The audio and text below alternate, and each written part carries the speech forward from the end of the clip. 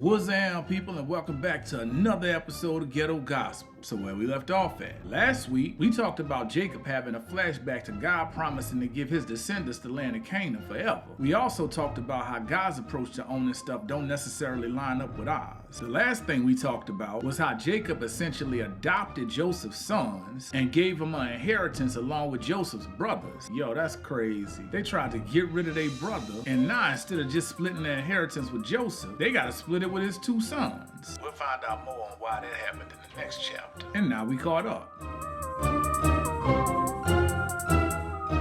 So at verse 8, I guess Israel saw Joseph's sons and was like, "Who that?" And Joseph was like, "Oh, these are my boys that God done gave me since I done been in Egypt." And so Israel was like, "Bring them here and let me bless them." And then it tell us Israel's eyes was getting bad because he was getting old and he couldn't barely see. So Joseph brought the kids to him and he hugged them and kissed them and all of that good stuff. And then he came at Joseph like, "I ain't think God's ever gonna see your face again, my boy. But God didn't even let me see your kid." So then Joseph took him off Israel's knees and then bowed down in respect to his pops. We talked about that whole bowing thing in another episode. So after that, Joseph grabbed his sons and put them in front of his pops. The youngest one, Ephraim, on his right side, that's Israel's left side. And then his oldest son, Manasseh, went on the left side, which was Israel's right side. But check this out. Israel put his right hand on the grandson on the left and his left hand on the grandson on the right, even though Manasseh was the older one. And then he started blessing Joseph like, "Oh Lord God, God of Abraham, God of Isaac."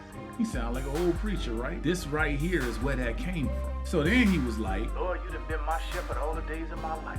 An angel who had paid the price for my evil." Skirt. Y'all heard that? This man just said something that's hundreds of years ahead of his time if you let most preachers tell it. When you read it in English, it sounds like he just saying that God done kept him safe. But when you look at what the words mean in Hebrew, it's saying that God done paid for his evil. And that line ain't gonna get flushed out until way later in the book. So back to the blessing. He was like, "I pray you bless these boys and that they carry my name forward. That and the name of my ancestors.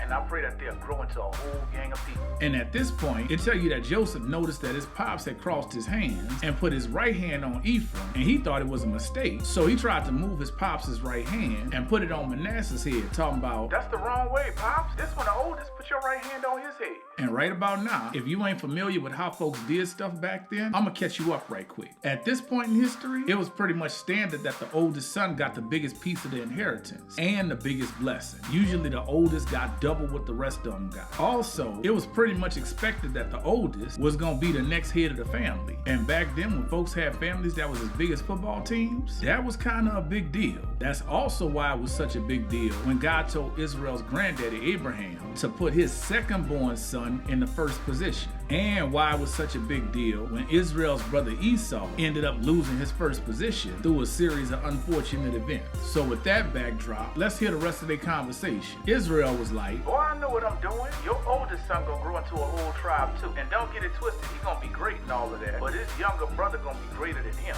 And his kids gonna grow into a nation." You hear that? One gonna be a tribe, one gonna be a nation. So just like that, Israel blessed them boys that day, putting Ephraim before Manasseh, the younger before the older. Then to add to it, he was like, "Later on down the line, when folks use y'all name to bless folks, they gonna be like, God gonna make you like Ephraim and Manasseh." Now, if you thinking that all sound kind of messed up, I don't disagree with you. Joseph was trying to do things pretty much the way everybody in the community knew things was supposed to be done. On one hand, I feel like Israel was just trying to keep the cycle going and do Ephraim like his pops did him, but deliberate this time. But that's just my opinion. That ain't necessarily what the book said. But also, it don't say God co-signed that. We talked about that in episode 36 too. So after all that, Israel was like, "All right, son, I'm about to die. But God gonna be with you and bring you back to the land where we came from, the land of your fathers. On top of the portion that I'm giving you and all your brothers, I'm also giving you that one mountain slope that I took from the Amorites with my sword and my bow." Wait, what? When that happened? I don't remember reading that ever. And I know we close to wrapping this series up, but that last line right there hit on something that I think is kind of important to remember when you reading the Bible. Sometimes you'll see somebody say something that they obviously think is just a throwaway line, but it's pointing to something that we ain't know about. Sometimes you gotta look elsewhere in the book to get the answer you looking for. It ain't always gonna be where you think. So that's it for this week. If you don't know Jesus, but you're trying to get to know him, go and click that first link in the description down there. I'll see y'all next week, and as always,